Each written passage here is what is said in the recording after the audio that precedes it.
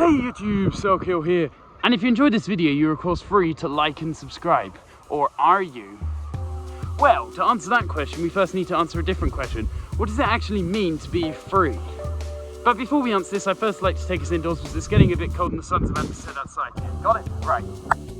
Well, you can, to help answer this question, divide freedom up into several different layers. And we will start at the top. The top layer is freedom from the laws of physics and the bindings of our universe. The ability to articulate yourself perfectly, however you want to, or not, because that is up to you to decide as an element of freedom. You can go faster than the speed of light without breaking a sweat, and you can even avoid having time slow down and stop, or potentially even go in reverse, because you have the freedom to do so. Considering this as an element of freedom, however, makes a desire for total freedom an irrational desire. This is because the laws of physics govern our universe. They are unbreakable. They are binding the nature of reality. They almost control how everything works, except for if they are proven wrong. But until that's shown to be the case, I will still believe in them, and the laws of physics are unbreakable unless you were to go inside a black hole. However, if you were to go inside a black hole, you'd be crushed completely into the singularity by its immense gravitational pull. And so, even if you'd have these freedoms against the laws of physics inside of a black hole, you don't have your body intact to be able to use these freedoms. So basically these desires for the violation of laws of physics, things like traveling faster than the speed of light, are irrational desires outside of the world of dreams. But let's talk about dreams then. Since they are simulated realities conjured up and created by your mind, you're able to come up with whatever machinations that you're able to your mind's ability. But wait, humans aren't infinitely smart. Rissmer murdered Majorin in 461 AD in the Western Roman Empire. Hitler invaded Russia in 1941. And Franz Ferdinand's driver took a wrong turn in Sarajevo. The point of this is to show that humans make mistakes. We aren't perfect animals. We aren't infinitely smart. We can't see every single future outcome. And this is actually a very important thing. Because a coin toss, for example, you may be able to predict it to a high level of accuracy, but never to complete certainty. Another example of this random nature is the stock market. This is because although you can predict the outcome of a stock of an individual company over a short period of time, such as a bad earnings report or a new very viral product causing stocks to either rise or fall, you can't predict it over a longer period of time, such as a decade or even a century. In fact, if you want to maximize your income in the stock market, you shouldn't actually look at one individual stock to try and profit the most off of it, because that's too random.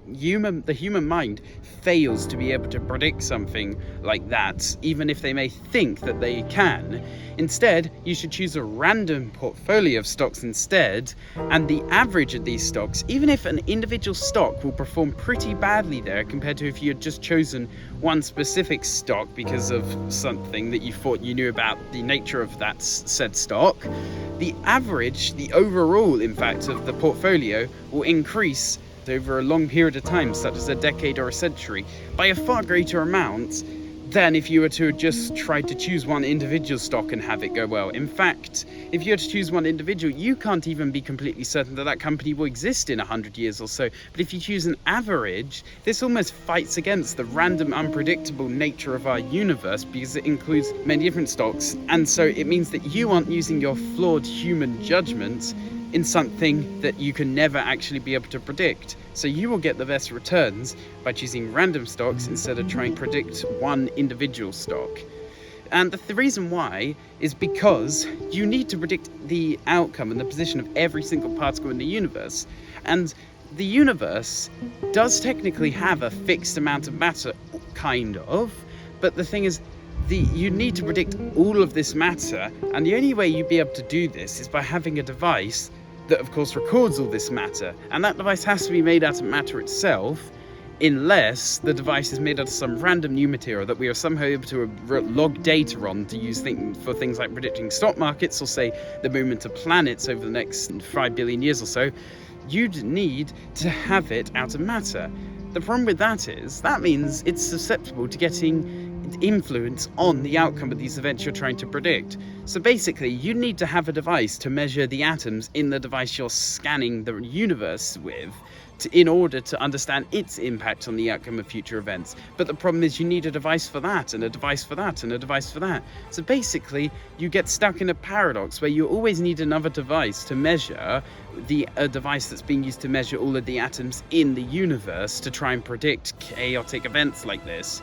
And so you're stuck in a paradox. In fact, this actually has a name, the butterfly effect, the true random nature of our universe. And you aren't free from paradoxes. No humans are, and no humans will ever be free from them. They go on forever in an infinite loop. So we just have to accept this random nature of our universe. What does this have to do with dreams? Well, it shows that humans aren't all-seeing and all-powerful. Their minds aren't infinitely strong and infinitely powerful and able to conjure up anything. Our minds limit us and our ability to have freedom in our own dreams. Well, what if you accept the limitations, of course, abiding by the laws of physics and the fact that we can't ever know everything with complete certainty? How free are we then? Well, there's another question that arises. Are we even free in our own minds? In the book and various film adaptations, 1984, humans and all of their thoughts are controlled in Oceania and presumably in the other two superstates as well by the thought police, which makes sure that they only think of things that will benefit the future security of the authoritarian state in the book. Now, hopefully we don't actually have that in our universe, but we do have something else. Humans are a group species. Humans, sans the grouping, Homo sapiens, sans the grouping, would never be the planet-controlling species that we actually are. You can see this in other species of primates. An example would be, of course, the most famous, other than humans ourselves, Neanderthals. Neanderthals were likely more intelligent on the individual level than us modern humans. But they didn't take over the planet, or you can be very certain that they didn't, because of course, as I said, we lack the freedom to be able to know with 100% certainty. But the certainty is high enough to basically allow me to go around saying they basically didn't control the entire planet. They didn't have a globe-spanning civilization. But we do, of course, even if we weren't, as I said, as intelligent on the scale of individual humans, because Neanderthals may have cooperated at the scale of families, or maybe a bit above that, but we humans, of course, cooperate on the scale of the entire planet. You can easily see this in how we had things like NATO or the United Nations or other myriad of organizations. And even before we had the ability to broadcast information across the planet at the speed of light, we still had huge groups of humans working together under collective goals. An example was probably the most famous one, the Roman Empire. The whole of a continent, and parts of other continents neighboring it as well, united into one group, or the Han Dynasty in China for thousands of years, and the other dynasties of China as well that did the same thing. And this was 2,000 years ago, and they were still huge. That's also the reason, likely, why Neanderthals eventually went extinct and humans triumphed over them, because of this group cooperation. Apart from maybe disease, that could have also been a cause, or climate change, or any of those factors, but this is the most likely one. So humanity requires this grouping in order for us to be the species that we are today. Without it, we would have just been as insignificant as any other species on the surface of our planet. But what does this actually mean for our freedom? As stated earlier, although we can't say it with complete 100% certainty, because there's a chance that we're wrong because we lack the freedom to ever fully know this, it's very likely that Neanderthals never had a global spanning civilization, unless you're Graham Hancock, but us Homo sapiens do.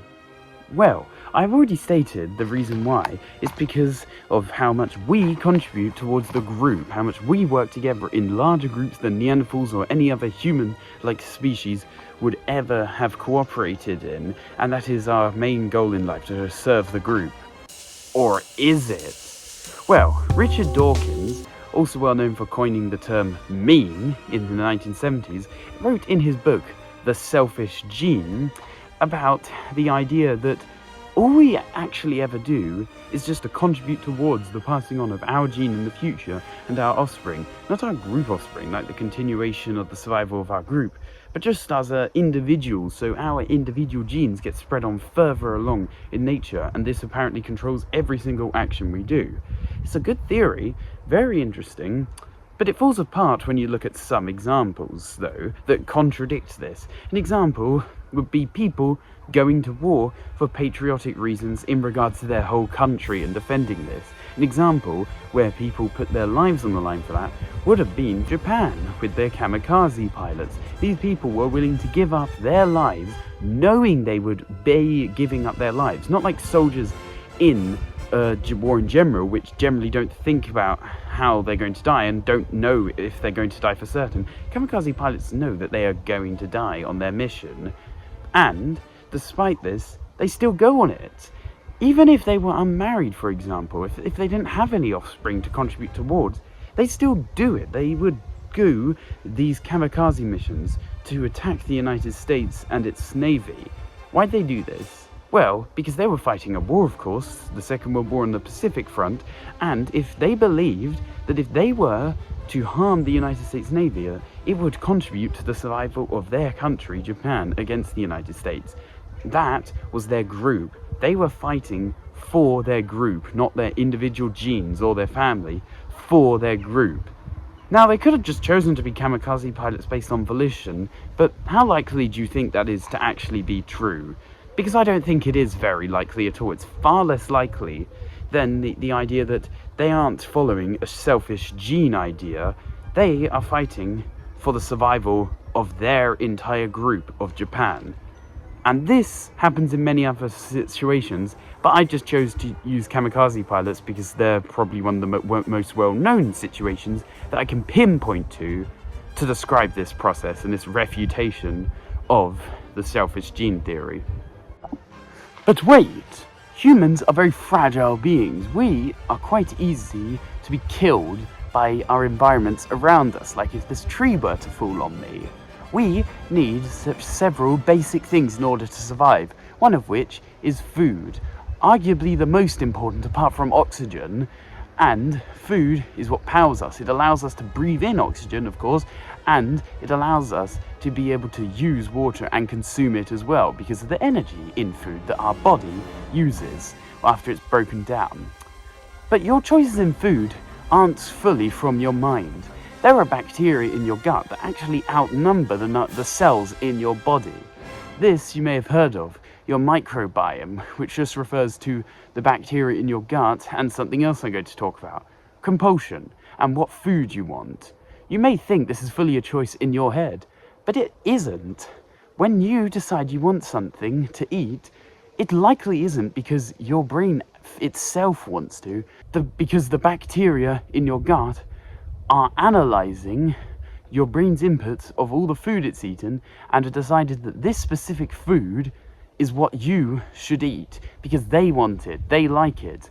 That is the main reason why you choose food or specific types of food. Food in general likely isn't just caused by the bacteria in your gut, but the choice of specific foods, even if they're to the detriment of your overall health and things like your lifespan and can cause things such as cancer, the microbiome will still continue to tell your brain to have these foods. You can, of course, get over foods and decide to give up certain foods, but it's very hard to do this, and there's a compulsion for you not to do this because your gut bacteria doesn't want you to do that. And that is affecting your own freedom because some other living thing is controlling your desires when it comes to food. Well, what about anything else in your body? Because bacteria in your gut, your microbiome, aren't the only things that actually control, that are inside your own body. What you do in life, your freedom, your choice, your actions. Because dopamine is another thing. Dopamine is, of course, a chemical that is released and it causes your body to have a drive to repeat an action that is good. It causes enjoyment for your brain. It causes you to have things such as cravings, desires. But dopamine, of course, isn't your thoughts. It's just the release of something that influences your thoughts to do things, even if they may not necessarily be good for your health, such as spending excessive amounts of time online watching videos like this itself or others. And there is another thought, though. What if you're doing something from your own volition, it's not dopamine, that's also good for you as well, but releases dopamine at the same time? What I'm saying is something such as exercise, and if you want to do it because it releases dopamine, but it's also good for you, or enable you to live longer, for example, well, you may not even still be free to do that. In the 1980s, a French scientist called Benjamin Libet did an experiment to test this. He had participants do an action such as flicking their finger around, and he recorded the brain activity while the patients did their action and in the time around it. They also had a clock put up so that they could see the time when they were thinking of things. And they asked these patients at which moment they thought of doing the action, whatever it was, flicking their wrist or anything else. Well, an interesting thing they noticed was that yes, brain activity did spike when they actually thought of doing the thing, but it was already starting to rise when they hadn't even yet thought about performing the action. It had already started rising to perform said action itself. What if you aren't free and your brain is just trying to give you the illusion that you are?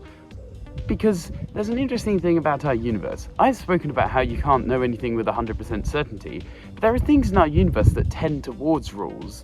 They don't follow them exactly, but they tend towards rules in our universe.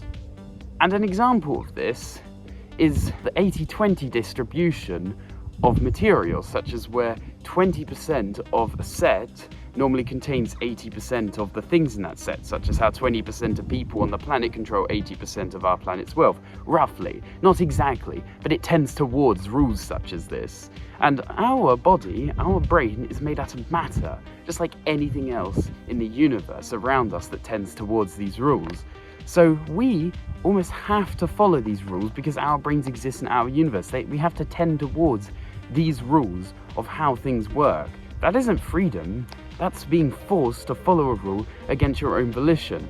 Could even suggest that all of our actions, every single event we decide to do, like making this video or deciding to go out or not, weren't actually decided right now by you in your mind. They were decided 13.7 billion years ago or so at the Big Bang and the inception of the universe. Or maybe even earlier, because we don't know what was around before that. Back to the point of group versus individual freedom. We forego some of our individual freedoms when we live in this society to ensure that our group is able to survive longer and keep, therefore, its freedom. An example of this is how we all follow rules in our society, mostly, even if they lower our individual freedom. But the thing about rules is you can physically break them. Just because it's illegal to murder doesn't mean you can't actually do it. It just means that it will forever affect your life, and in some countries it will lead to you being killed yourself. But it doesn't stop you from actually committing the act itself. It's just society thinks that once you have been found doing it, you deserve a severe punishment of your own. The same with any law, of course. You can break, right now, most laws that are written into your society with just a few choices. But you choose not to because you're aware of the consequences of doing so. But that doesn't mean, of course, that you can't do the act itself. Now, we all agreed to do this because when society was founded, it was decided that following these rules would be better for the outcome of our society as a whole than doing the opposite, i.e. not following these rules, breaking the law all the time, or just not having a law in the first place. And they were likely right, of course. I think most people would rather live in a society, like the one we have nowadays, on average around the entire planet, than not. And things such as how most technological advancements have happened since the beginning of societies in around 5 to 3000 BC in ancient Iraq and Egypt. But the thing is, has our society's rules really actually lowered our freedom? Because even if you go back to before society existed, like 20,000 to 30,000 years ago during the time of hunter-gatherers, you still had unofficial rules, like unnecessary murder or stealing would have been shunned upon in your small group community, despite the fact that it wasn't written into law, and this is before societies happened. So have we really lost freedom since then with the creation of laws in our modern society? Or are we just continuing with the system that's been around for tens of thousands of years since the beginning of our species, but just with a more permanent way of recording it? Potentially. That's up for you to decide in the comments. I'm not going to give an opinion on that. I'm just stating things here so that you can think about them yourself. But I want to ask another question though. What about other animals? Over the 4 billion years or so that life has existed on our planet, nature has crafted a truly diverse range of animals and microorganisms and life. But there needs to be something ubiquitous among all of these creatures, but not among the entire rest of the universe, in order to define them as alive and therefore free. So what is this? Well, it's the desire to live. The desire to live and to make offspring. This is the only freedom that they have, but nothing else in the universe has. The freedom to adapt and change their environment as they want to, and also the desire to do so for their own benefit in order to continue their own survival, and thus the survival of their offspring and the continuation of their species.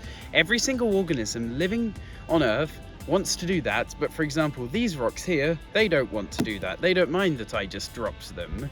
Therefore, to be free is to live. And as always, thanks for watching.